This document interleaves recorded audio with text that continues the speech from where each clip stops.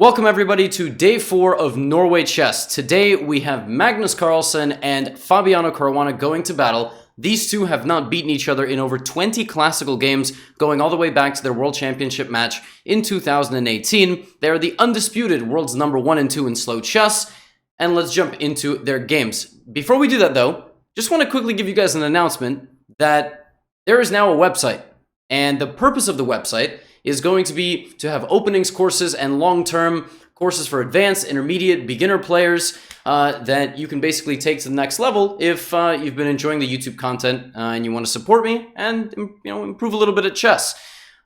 Link will be in the description. We have a sale going on for the next week, and yeah, I very rarely do these plugs, but that's pretty big news, so wanted to share that with all of you.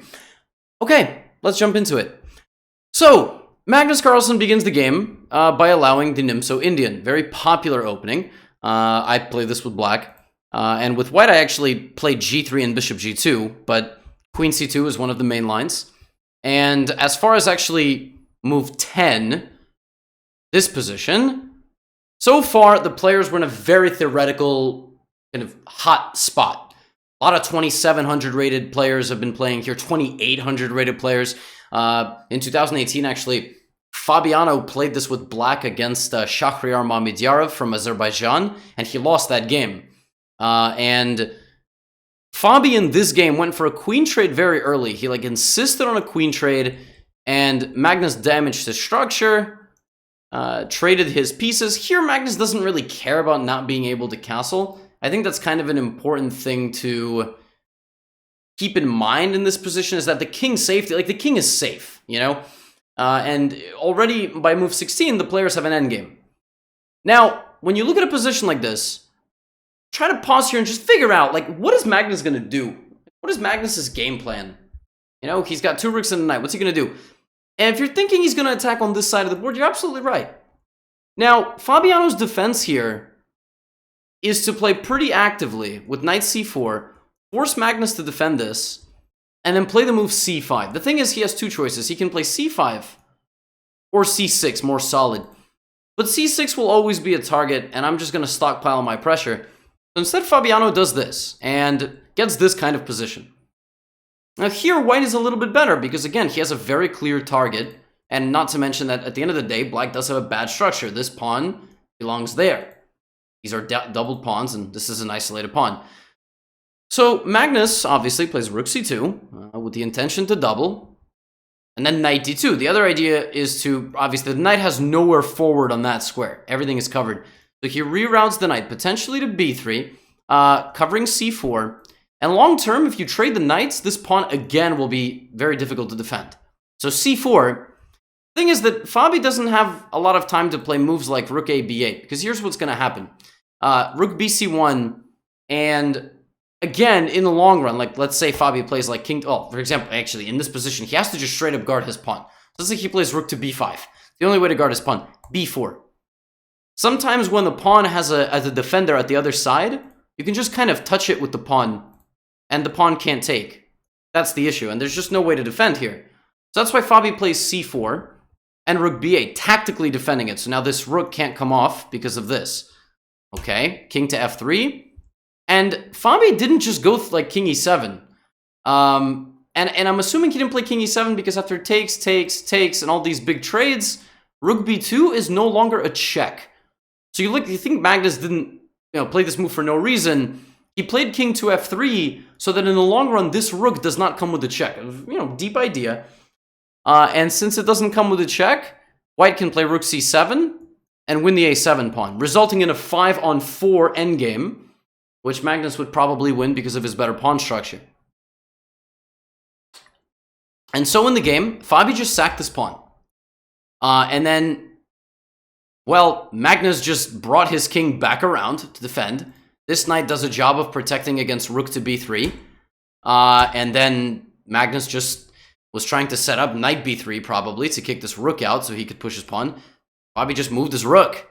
Magnus just pushed his pawn, and then Magnus just brought his knight to play knight to e5, and then played rook a6, knight e5, brought his king back, so this rook can move, and potentially rook a3 doesn't come with anything, as well as rook d8 not being possible, and rook d1. At the end of the day, he moves his king off the d-file, so he himself can attack on the d-file.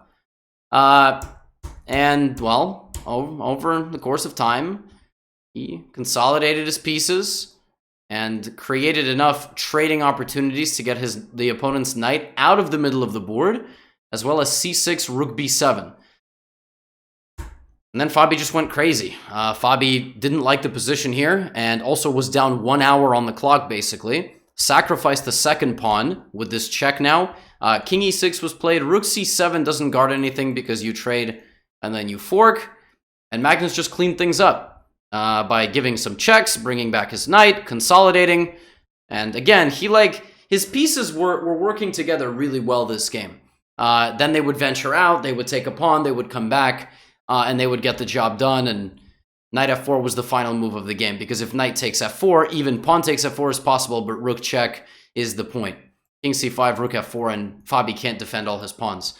So with this, Magnus continues his unbeaten streak in long games. He hasn't been beaten in over 2 years, and actually almost 3 years at this point, probably. Very close to 3 years. And he gets a win over Fabi for the first time in like 20-something games, approaching 2870 on the live rating list. The other matchups of the day were Levon Aronian versus Alireza Firouzja and Aryan Tari versus Jan-Krzysztof Duda. The matchup between Aronian and Alireza is very intriguing. The matchup between Duda and Tari, they both have 0 points, so they're both looking to get on the board. Both guys struggling against the competitive field. Now, both these games actually went into the Armageddon. So I'm going to cover both of Firouzja and Levon's games first, and then I'm going to cover Tari and Duda. So Aronian and Firouzja, another Caro-Kann from Firouzja, showing that it really is a great opening, a classical Caro-Kann. And then here, he doesn't go for h5. So Levon plays a unique way. He trades the bishops, goes for long castle, and plays this unique idea, knight back to f1. The point here is that he wants to play knight to e3 and maybe attack with the g-pawn. But in the game, Firouzja plops his knight into g4 because, again, it can't be attacked. Queen e2, brings his queen out very aggressively, queen trying to take. Offers a queen trade, very thematic. So this is not really a damaging of the structure. This is kind of common.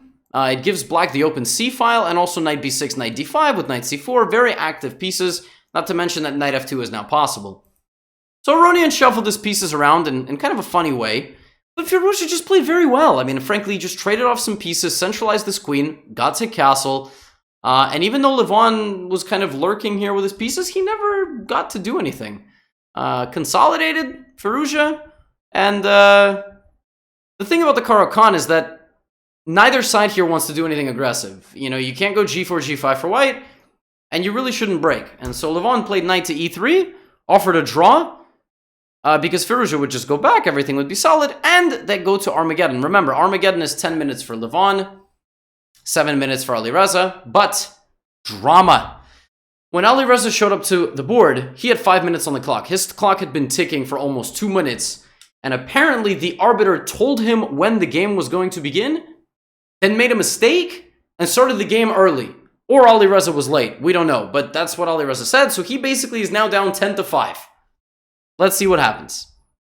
Another Caro-Kann, and actually the exact same game that we had last time. Literally all the way. This is all the same. And right around here it begins to differ. So we get king b1 and bishop c1. That's not what happened in the other game. Cool move from Alireza. Knight c5 hits the queen. Can't take because of the pin. And brings his knight to a4. Levon goes c4. And we begin to see the whole point of bishop coming back this way. He gets the bishop on this diagonal. And that's going to be a problem for Alireza. Now, Alireza trades in the center, but this knight backwards, you realize that the queen is the only attacking piece. You need to attack with your pawns first if you want to wreck the opponent's kingside position or queenside position. And yeah, that's what Levon begins to do. Now here, you know, he doesn't want to trade off his bishop, but even here, g5, very aggressive, was good. Bishop b2 back. Knight d6. Now again, g5, h5. Queen e2. So Levon threatens to take the pawn, and Alireza says, go ahead.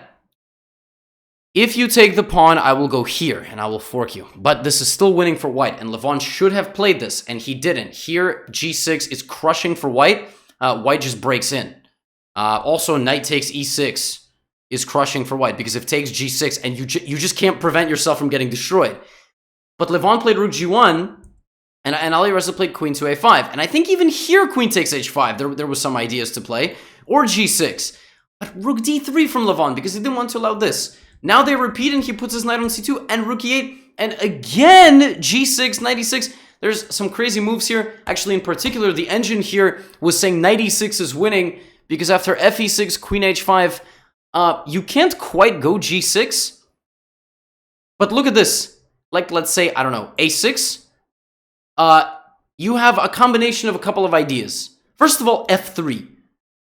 And this knight has nowhere safe. If it goes here, you block the queen. So g6 and mate. So f3 is very strong. Another way is knight to g4. And because you have rook opposite the king, you're constantly threatening moves like knight f6 and knight h6. And if the capture, you will take, and the rook will be open, and you'll have some attacking possibilities. I believe here, maybe, if I remember correctly, queen f5 was the engine move. Bringing the queen closer, putting pressure. But the simplest is to play this f3 move. Anyway, Levon plays queen takes h5. Knight d2, king c1, knight e4. And here, Levon had a winning move. He was actually plus 10 right here. If he played the move knight d to f5. Why? Because if he takes, it's not this. Again, it's blocking your own queen from that queen, and g6 is winning. Because if pawn takes, you take with the queen, you cannot stop mate. You just can't stop it. Bishop comes back to f8. We play bishop takes g7, and it's over because of this battery to the king. But that didn't happen. And instead, Levon played c5. And now it went from plus 10 to minus 7. If Alireza played queen a2, just queen straight down. Literally just takes. Queen b1 is mate. So you have to go here and here. And you can't even take the knight because queen b2. Just completely lost. And Alireza plays g6? He was so worried about his own king, he didn't play queen takes a2. And now Levon plays queen h8. It looks like mate. It looks like mate, but it's not. There's a knight in the way. Takes, and now discovered check, and wins the queen. So the check wins the queen, and here is still slightly better, but they both had about 40 seconds. And, well, I mean, it's just chaos. I mean, they start trading. Levon gets this pawn barrier, but this is better for black. He's too active here. And Levon, you know, in a time scramble, panic, trades off pieces, but doesn't realize that he's simply losing material. The game went on for a little bit more, but, you know, again, because black needs just a draw here, in this position, Levon called it. Because you have 3 on 2, so 3 on 2. And this move, knight takes b4, is a very nice point. Because after knight takes, pawn takes a5, Alireza now cannot lose the game. Because king and knight will never mate you. And he would win the Armageddon. So Alireza picks up 1.5 points. He now has 7 points for the tournament, tied with Caruana. Aronian has 8, and Magnus has 9. In the final matchup, we had a battle between Jan-Krzysztof Duda and Tari. Tari began with a Grand Prix attack, very unique at this level of chess. The point is to give away this bishop early, bring the knight back, and have a lead in development, and play moves like f5, queen h4, bishop h6. There's just one problem, and it's that black didn't castle yet. So you're going for all this stuff, but then black just castles the other direction, and you don't have an attack anymore. So instead, Tari is going for f7, Duda is going for the queen, queen backs up. Tari voluntarily damages his structure, but a nice move here from Duda, pawn e6 hitting the knight. This pawn can take and take, but you don't want to lose your knight. And right here, Tari had a very nice bind on the position. Right here, rook f6. So material is even, but he has unstoppable threats on the pawns. And then c4 happened. The point of this is to damage the structure and play d5 and really just wreck all of this with the bishop coming. So rook g1, rook f1, sorry, rook h4. And here, Tari should have played the move king to g2 and king to g3. He should have walked his king up attacking the rook and getting out of this. That was apparently the best thing. Instead, everything flew off the board. The pawns flew off the board, the knight and bishop flew off the board, and this is a draw because both players are just creating unstoppable threats on each other's kings. And the players agreed to a draw. I mean, something like this could have happened, and the point is they're just going to be perpetual. So we go to Armageddon. E4, C5, and we get a Moscow variation, or a canal attack. Knight D7, castles, and bishop back to D3. The whole point is to then either tuck the bishop this way or that way and play D4. Unless your opponent plays knight to E5 and then doubles his own pawns. Again, these are GMs, so I don't recommend you play like this. They can play like this, but I don't recommend you play like this. Develop your pieces. Don't double your E-pawns for no reason and like move 7 or something. But these guys get to get away with it, and the point is that Duda can just lock the position and do nothing. And for a while, he was doing exactly that. He was playing very well. There's no attack on the king side because black is defending very accurately. But then Duda did something a little bit strange on move 25. He played the move b4. That is so unnecessary. Duda does not have to do that. He can sit back and literally do nothing. He can play bishop h8, bishop f6, bishop h8, bishop f6, bishop h8, bishop f6, and wait for Tari to do something. This move creates a little bit of an unnecessary complication on the queen side. It gives Tari the granted c4 square, and now Tari can play here and get an open c line. But it actually turned out in Duda's benefit because Aryan made a huge mistake right here and just got his knight stuck. h6. And if you go back to h3, I mean, I can just take on e4, but also I just shish kebab your bishops here. I mean, they're stuck. If bishop c4 looking for a trade, I mean, probably I can just play, I don't know, rook c8, there's b3. Probably you would just take this pawn. This is still under attack, and you're just down a pawn for nothing. So, Aryan says, you know what, knight takes f7. Bring in my rook, take a pawn. All right, I'm sacrificing a piece. And Duda was in cruise control. I mean, he starts activating, look at this. He cages in the white king. Everything's looking good. Let's go, Duda. And then Duda blunders. And he blunders because his bishop is protected by the horse. And now the horse is getting kicked out. And he can't guard both pieces. And this is not mate. And you can't even threaten mate, because I would just take the rook. So he just loses a full piece, just for nothing. And then he might have been able to hold here if he played, like, king f8, I think. Allowing a check, because then you would lose your own bishop. And then you apparently, I forget, I mean, again, like, in hindsight, it's very easy to analyze this with computer. And computer's like, oh, this and this and this. And still white is up 2 pawns.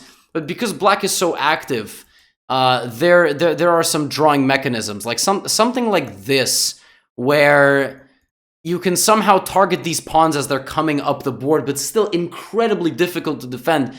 And Duda on low time just didn't. He went forward with his king, which was wrong, because now he just cuts his king off completely. And you'll see in a few moves, you know, Aryan is able to not just launch these pawns with no problem. The other way, the pawns maybe would get touched up. They wouldn't be able to just move freely. Not here. Bishop has to come back, and his king just has no squares. You know, the king is just stuck on the side of the board, and Tari just pushes. And at the end, f7 is just devastating. The king was just smacked around by the bishops and the rook, and then ultimately the pawn. And this would lead to f8, queen, discovered check. Kind of a nice move here at the end. Could have been knight. Doesn't lead to forced mate, but how rare do you get a promotion, under promotion double check?